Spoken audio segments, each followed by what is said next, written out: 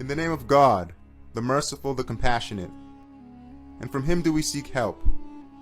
All praise be to God, the sustainer of all the worlds, and blessings and peace be upon our Master Muhammad and on all his family and companions.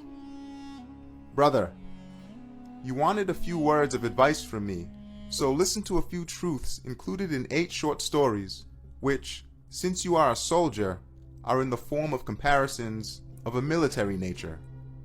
I consider my own soul to need advice more than anyone, and at one time I addressed my soul at some length with 8 words, inspired by 8 verses of the Quran from which I had benefited. Now I shall address my soul with these same words, but briefly, and in the language of ordinary people. Whoever wishes may listen together with me. The first word, Bismillah. In the name of God is the start of all things good. We too shall start with it.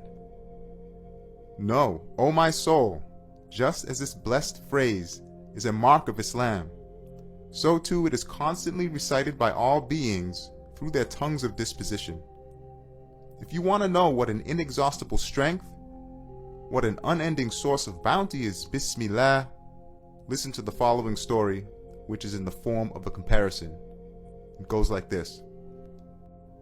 Someone who makes a journey through the deserts of Arabia has to travel in the name of a tribal chief and enter under his protection, for in this way he may be saved from the assaults of bandits and secure his needs. On his own he will perish in the face of innumerable enemies and needs. And so, 2 men went on such a journey and entered the desert. One of them was modest and humble, the other proud and conceited. The humble man assumed the name of a tribal chief, while the proud man did not. The first traveled safely wherever he went. If he encountered bandits, he said, "I am traveling in the name of such and such tribal leader," and they did not molest him. If he came to some tents, he was treated respectfully due to the name. But the proud man suffered indescribable calamities throughout his journey. He both trembled before everything and begged from everything. He was abased and became an object of scorn. My proud soul, you are the traveler, and this world is a desert. Your impotence and poverty have no limit, and your enemies and needs are endless. Since it is thus, take the name of the pre-eternal ruler and post-eternal lord of the desert, and be saved from begging before the whole universe and trembling before every event. Yes, this phrase is a treasury so blessed that your infinite impotence and poverty bind you to an infinite power and mercy. It makes your impotence and poverty a most acceptable intercessor at the court of one all-powerful and compassionate. The person who acts, saying, "In the name of God," resembles someone who enrolls in the army. He acts in the name of the government. He has fear of no one. He speaks, performs every matter, and withstands everything in the name of the law and the name of the government. At the beginning we said that all beings say, "In the name of God," through the tongue of disposition. Is that so? Indeed, it is so.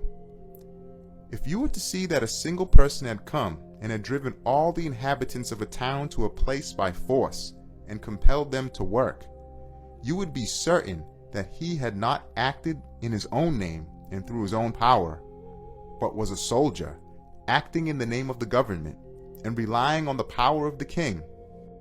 In the same way, all things act in the name of Almighty God. For minute things, like seeds and grains, bear huge trees on their heads. They raise loads like mountains. That means all trees say, "In the name of God," fill their hands from the treasury of mercy and offer them to us. All gardens say, "In the name of God," and become cauldrons from the kitchens of divine power in which are cooked numerous varieties of different foods. All blessed animals like cows, camels, sheep, and goats say, "In the name of God," and produce springs of milk from the abundance of mercy.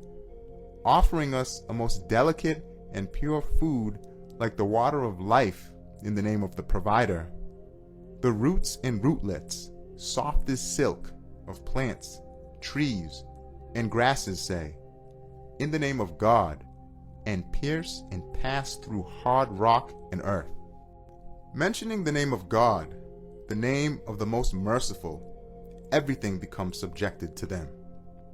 The roots spreading through hard rock and earth and producing fruits as easily as the branches spread through the air and produce fruits, and the delicate green leaves retaining their moisture for months in the face of extreme heat, deal a slap in the mouths of naturalists and jab a finger in their blind eyes, saying, even heat and hardness, in which you most trust, are under a command. For like the staff of Moses, each of those silken rootlets conforms to the command of, and we said, O Moses, strike the rock with your staff, and splits the rock. And the delicate leaves, fine as cigarette paper, recite the verse, O fire, be coolness and peace against the heat of the fire, each like the members of Abraham, upon whom be peace. Since all things say, in the name of God, and bearing God's bounties in God's name, give them to us, we too should say, in the name of God. We should give in the name of God, and take in the name of God. And we should not take from heedless people who neglect to give in God's name. Question. We give a price to people who are like tray bearers. So what price does God want, who is the true owner? The answer. Yes, the price the true bestower of bounties wants in return for those valuable bounties and goods is three things. One is remembrance, another is thanks, and the other is reflection.